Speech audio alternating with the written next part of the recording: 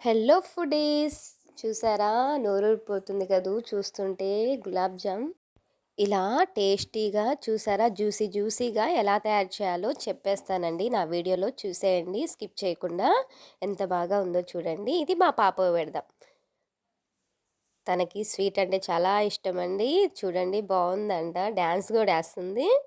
తనైతే చాలా ఎంజాయ్ చేసిందండి గులాబ్ జామ్ని.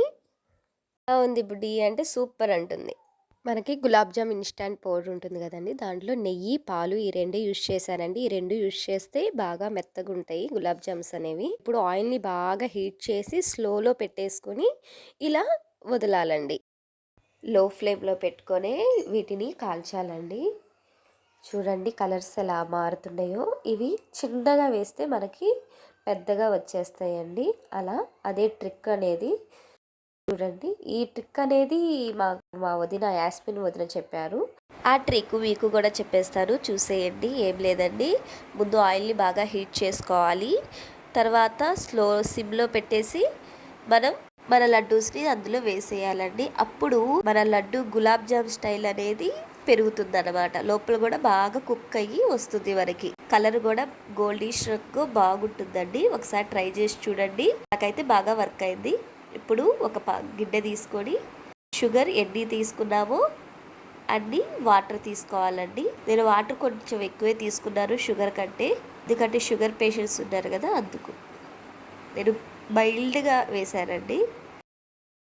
అండ్ ఇలాచీ స్మెల్ బాగుంటుందండి ఇలాచీ వేస్తే. కొంచెం కరగనిద్దాం. షుగర్ అనేది బాగా మరిగిపోయిందండి. ఇప్పుడు మన గులాబ్ జామ్స్ని అందులో వేసేద్దాం.